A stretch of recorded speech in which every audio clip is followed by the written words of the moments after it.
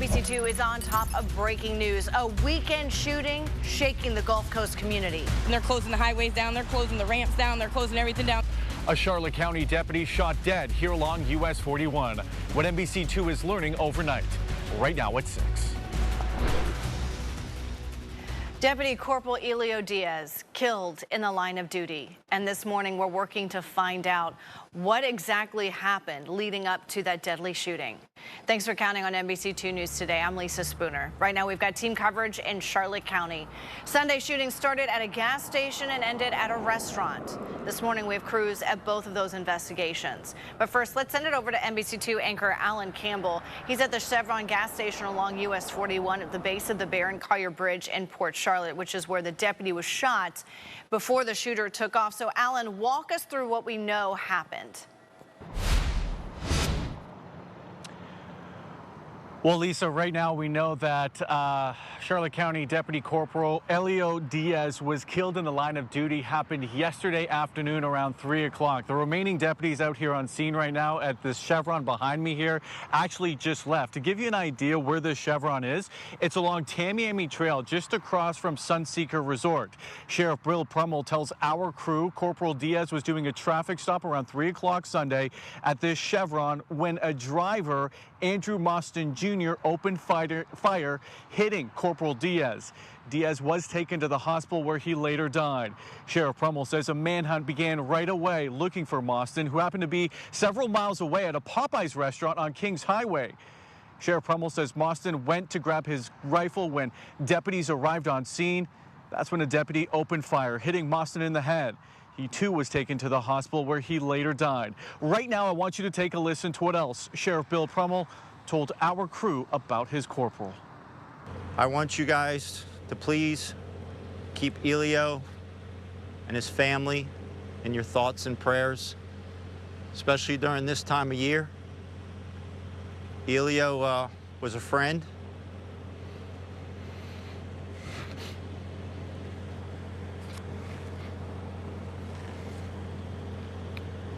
He was a good family man. He loved his children. And he was a really great cop. And he's going to be missed. So thank you.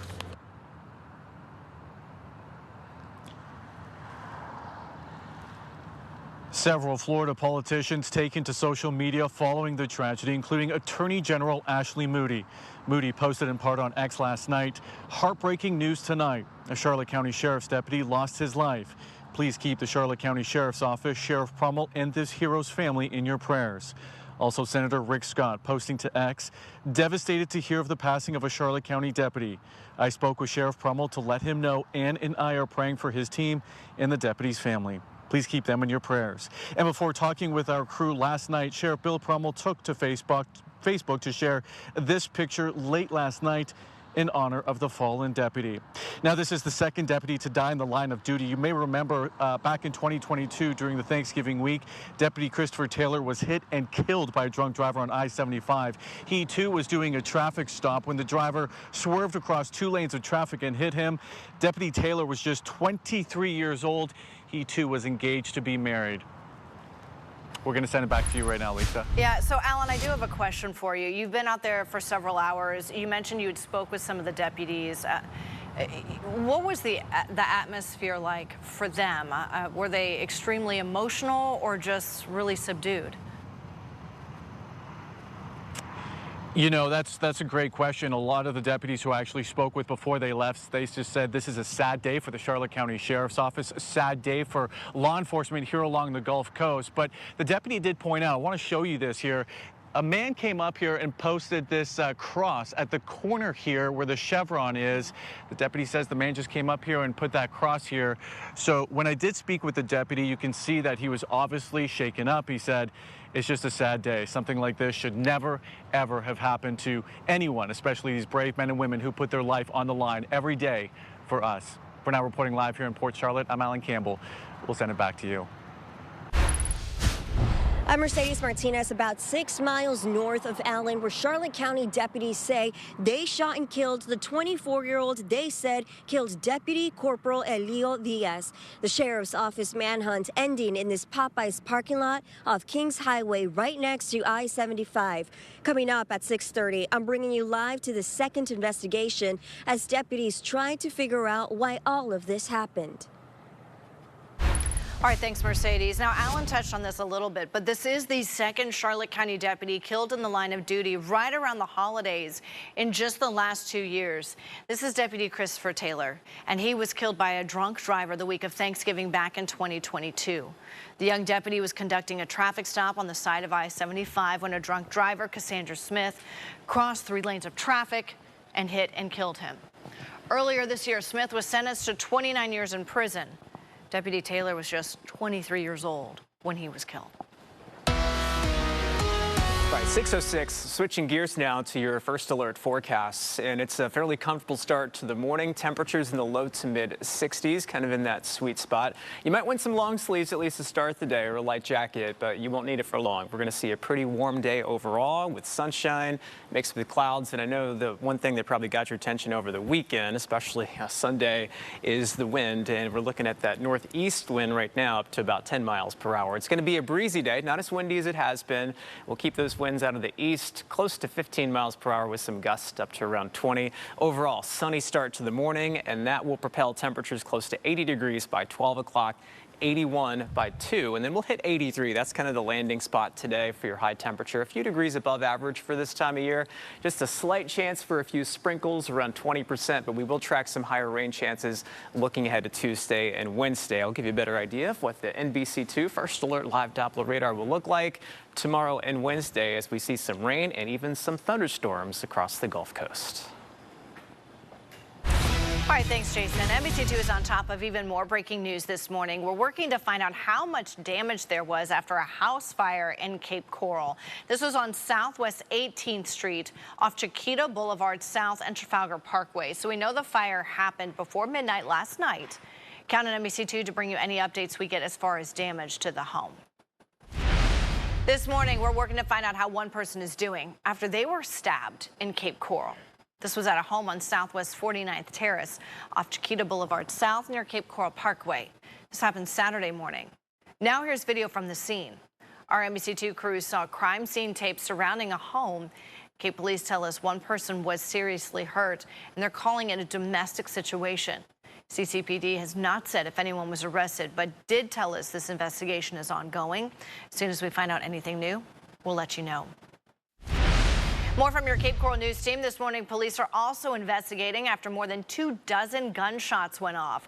This was outside the Fuegos Lounge off Del Prado Boulevard near Pine Island Road early Saturday morning. Here's video showing the moment when shots were fired. All running from something. Man, what's happening? People who live near the scene say the shooting happened after a fight in the parking lot. You can see dozens of people running for their lives. NBC2 spoke with a security guard who works at the lounge. A verbal to physical altercation that occurred inside the premises, and then obviously it flowed outside during closing time. You know, the parking lot lingering, then things like that are bound to happen when you have a bunch of people crowded in a small space drinking all that alcohol. We know at least 27 gunshots were fired. Cape Coral police tell us that 2 people were shot, but they are expected to be okay. This morning, one person is dead after they were shot in Lehigh Acres. The scene was off State Road 82 on Countess Avenue, south of Nimitz Boulevard Saturday. Lee County deputies say a homeowner was sitting in their car, getting ready to leave for work, when the suspect walked up and startled them before a full-fledged fight broke out. That's when deputies say the homeowner shot the suspect. Later, investigators discovered the suspect had actually just tried to break into 5 other vehicles. This case is also still under investigation. From your Collier County News team, more than a dozen people are recovering after 2 airboats collided in Ochopee. It happened Friday at Wooten Airboat Tours near Tamiami Trail in the Everglades. The Collier County Sheriff's Office says 16 people were hurt, but a total of 33 were involved. 20 on one airboat, 13 on another. At least one person had to be airlifted to Gulf Coast Medical Center. Wootton's released a statement saying, "All of us at Wootton's offer our sincere sympathies to everyone involved and wish them a speedy recovery." Lanes on the Caloosahatchee Bridge are closing again. That's the bridge that connects you to North Fort Myers and downtown Fort Myers. The bridge just reopened fully on Friday. All lanes on the bridge were back open for the first time in 6 months, about a year ahead of schedule, thanks to work done over the summer. But crews do still have to work on the sidewalk and do more striping. So that means the bridge will be completely closed overnight from 9 p.m. to 5 a.m. every day this week through Friday night. FDOT says after this week, there may be more nighttime lane closures in the future as well. It is something NBC2 will keep an eye on for you, especially if the bridge opens any later than 5 a.m. Here's another traffic alert for you this morning. For the next 3 months, crews will be working on the sidewalk along Del Prado Boulevard South and Cape Coral. Giving you an idea of what we're talking about, just after Southeast 32nd Terrace, crews are going to be doing curbing work, paving, and doing drainage improvement projects in the area. And this is going to be happening until the end of March. So that means there are going to be periodic lane closures and sidewalk closures too. That work is happening overnight between 7 p.m. and 6 a.m. on weekdays through March 30th.